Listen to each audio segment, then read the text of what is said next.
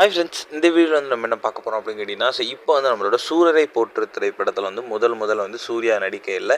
இந்த ஒரு டாப் நடிகர் தான் வந்து நடிக்க இருந்திருக்காரு. ஆனால் வந்து சில பல காரணங்களால் வந்து இந்த ஒரு திரைப்படத்தை ரிஜெக்ட் பண்ணியிருக்காங்க. அந்த ஒரு காரணத்தோட இந்த ஒரு வீடியோக்குள்ளே போகலாம். அதை பற்றி அந்த வீடியோ டீட்டெயிலாக பேச போகிறோம். இப்போ தான் நம்ம சூர்யாவோட கரியர்லேயே வந்து ரொம்ப முக்கியமான திரைப்படங்கள் வந்து சூரரை போற்று அப்படின்னு சொல்லலாம். சுதா கோங்கரோட இயக்கத்தில் நம்மளோட சூர்யாவோட நடிப்பில் வெளியான இந்த திரைப்படம் வந்து ஓடிடியில் டேரெக்டாக ரிலீஸ் ஆச்சு. ரசிகர்கள் வந்து ரொம்ப பெரிய ஏமாற்றம் அடைந்த திரைப்படம் தியேட்டரில் ரிலீஸ் ஆகலை அப்படின்ட்டு. அதனால வந்து இந்த திரைப்படம் வந்து ரொம்ப பெரிய ஹிட் ஆச்சு அப்படின்னு சொல்லலாம்.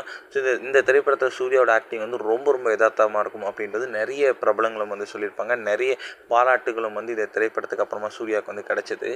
இந்த திரைப்படத்தை வந்து ஃபர்ஸ்ட் வந்து நடிகர் சிவகார்த்திகேயன் தான் வந்து நடிகராக இருந்துச்சு அப்படின்னு சொல்கிறாங்க. ஆக்சுவலி வந்து இந்த திரைப்படத்தோட கதையை அவருக்கு ரொம்ப பிடிச்சிருந்துச்சு. ஆனால் வந்து அவர் வந்து சீமராஜாவா சூரரை போற்றா அப்படின்ட்டு வரும்போது அவர் வந்து சீமராஜாவை தான் செலக்ட் பண்ணிட்டு வந்து சீமராஜா திரைப்படத்தில் நடித்தார். ஆனால் வந்து அந்த திரைப்படம் வந்து சரியாக போகலை அப்படின்னு சொல்லலாம். அதுக்கப்புறம் தான் இந்த கதை வந்து ஸ்ட்ரைட்டாக சூர்யா கிட்டே போச்சு. அண்ட் சூர்யா வந்து அஃபீஷியலாக வந்து இந்த திரைப்படத்தில் நடித்து ரொம்ப பெரிய ஒரு பேர் வாங்கினார்.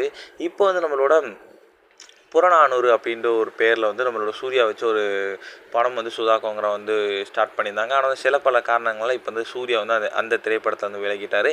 அதே பேரில் வந்து இப்போ வந்து பராசக்தி அப்படின்ட்டு வந்து சூர்யா ரோலில் வந்து சிவகார்த்திகேயன் வந்து நடிக்க போகிறாங்க அப்படின்ட்டு. இந்த ஒரு விஷயம் தான் கர்மா அப்படின்ட்டு சொல்லுவாங்க.